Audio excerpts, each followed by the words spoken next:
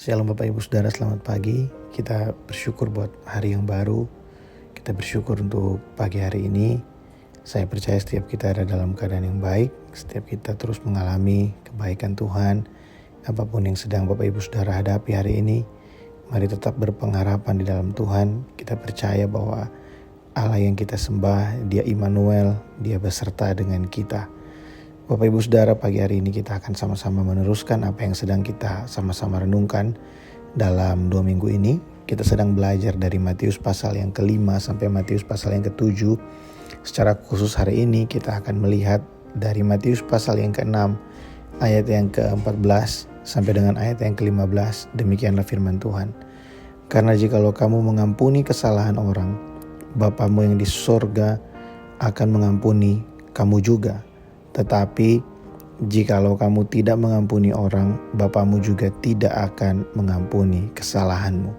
Bapak Ibu Saudara, ini adalah penjelasan Yesus yang berhubungan dengan doa Bapa kami yang diajarkan Yesus di ayat-ayat yang di atasnya.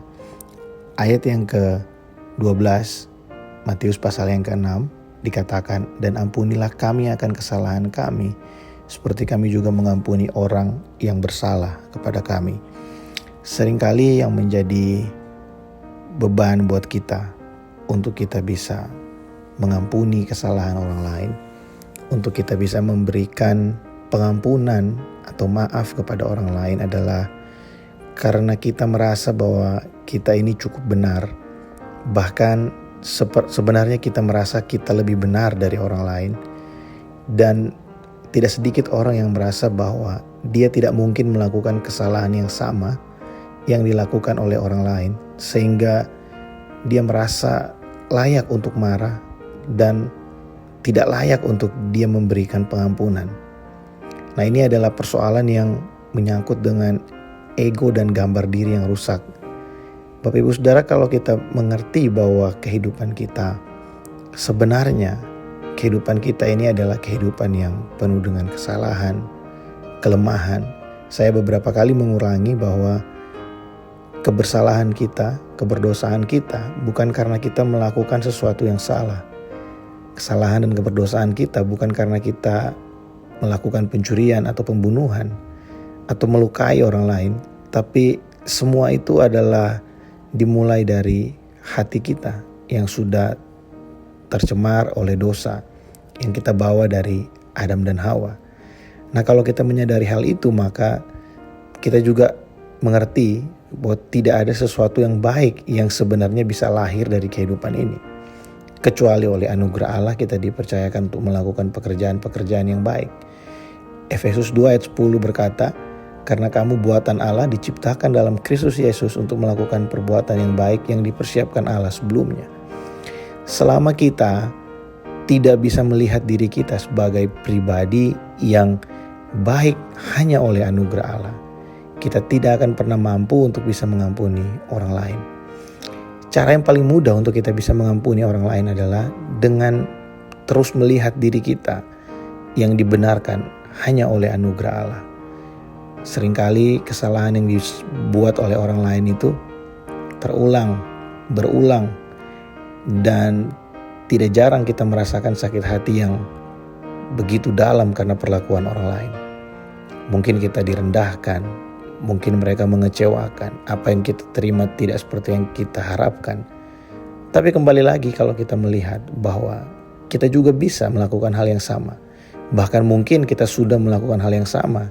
Hanya orang yang menerima perlakuan kita itu sudah terlebih dahulu diproses Tuhan, sehingga mereka tidak menuntut balas atau mereka memilih untuk mengampuni karena mereka menyadari bahwa mereka pun adalah orang yang lemah, yang bisa saja mereka melakukan hal yang sama. Kalau kita memahami hal ini, maka kita mengerti kenapa Yesus mengajarkan untuk kita saling mengampuni. Karena dengan mengampuni orang lain sebenarnya kita sedang dilatih untuk bisa melihat diri sendiri, bagaimana rapuhnya dan lemahnya kita. Kesalahan orang lain yang terdampak dalam kehidupan kita, sebenarnya itu membuat kita mengerti, harusnya membuat kita mengerti bahwa manusia itu lemah. Manusia itu bisa melakukan kesalahan. Sesempurna apapun seorang di depan manusia, dia tetap mampu, bisa untuk melakukan kesalahan.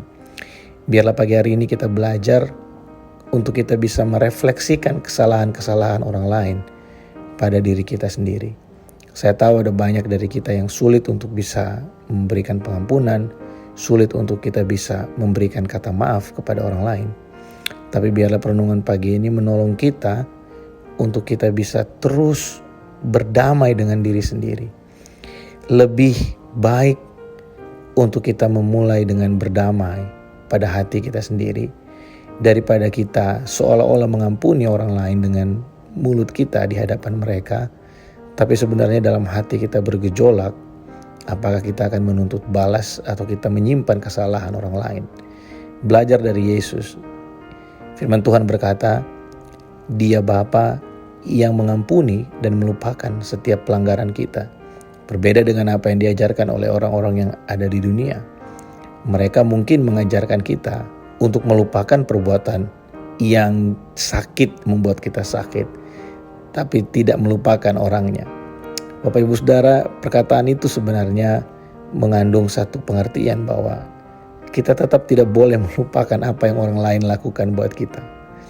Tapi Yesus mengajarkan sesuatu yang berbeda. Waktu dia berkata dia mengampuni kita, dia tidak pernah mengungkit apa yang sudah kita lakukan.